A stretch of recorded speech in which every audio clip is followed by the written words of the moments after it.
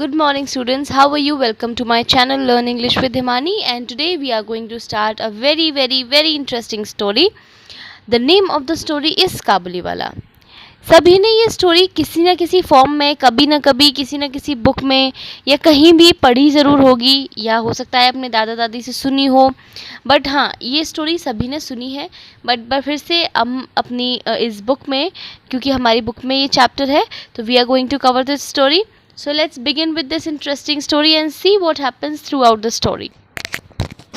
हाँ जी, तो हमारी इस स्टोरी में 3 मेन कैरेक्टर्स हैं. एक है काबुलीवाला, एक है एक छोटी बच्ची मिनी और मिनी के फादर. तो ये जो स्टोरी है वो मिनी के फादर सुना रहे हैं, मिनी के फादर ही नरेट कर रहे हैं.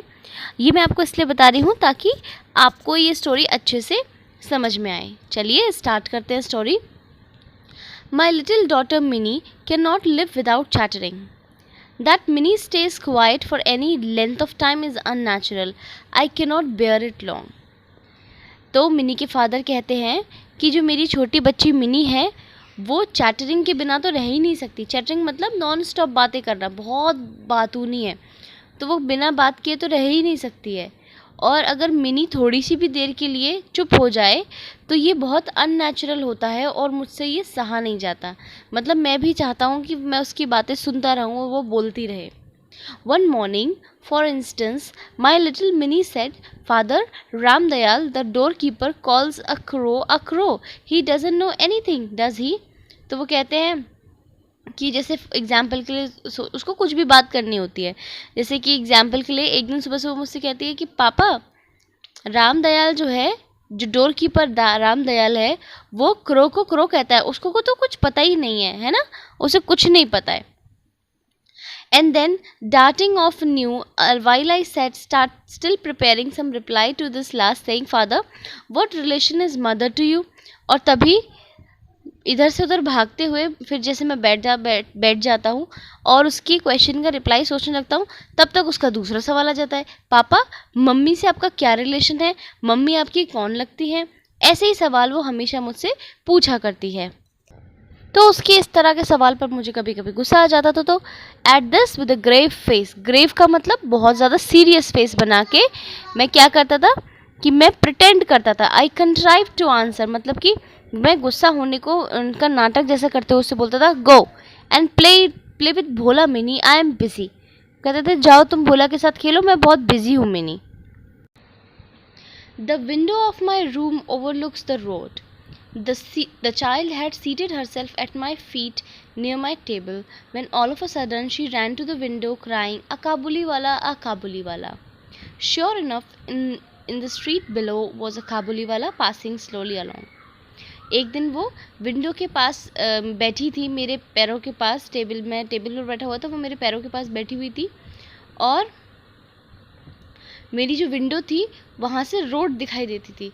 और अचानक से वो चिल्लाते हुए विंडो के पास भागी, चिल्लाते हुए देखो काबुलीवाला आया है, काबुलीवाला आया है. ठीक है, और ये बात सही थी क्योंकि गली में धीरे धीरे एक काबुलीवाला चलता हुआ चला जा रहा था.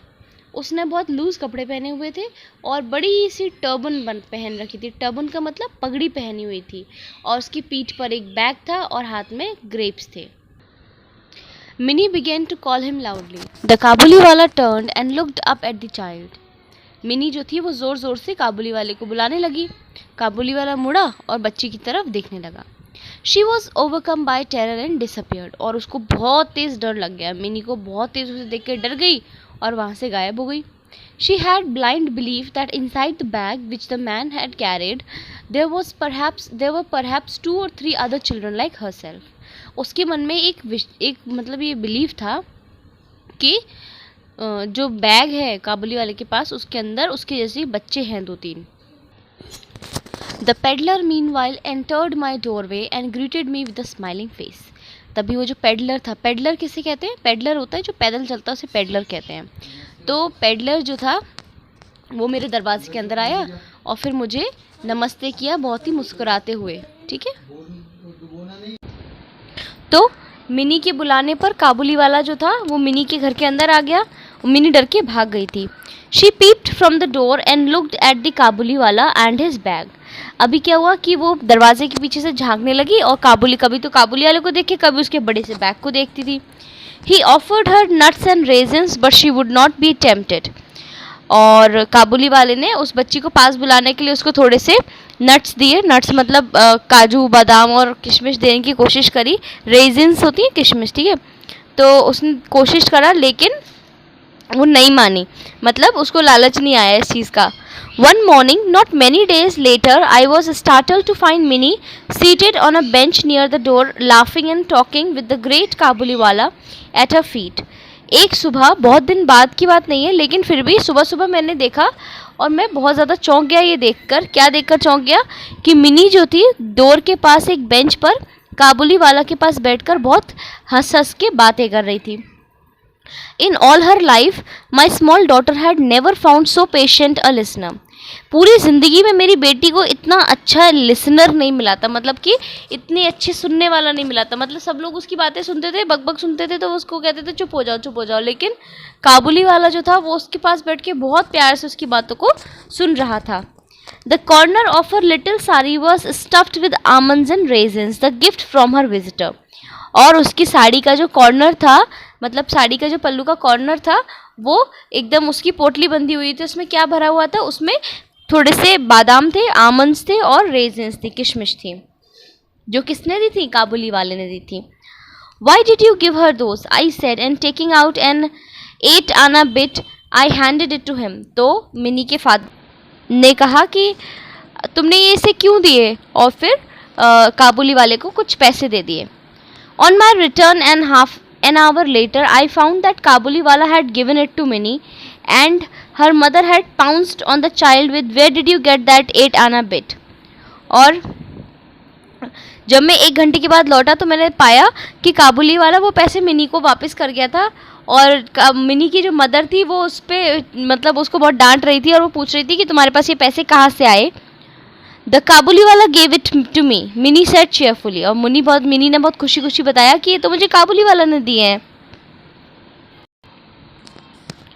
The Kabuliwala had overcome the child's first terror by a judicious bribery of nuts and almonds, and the two were now great friends.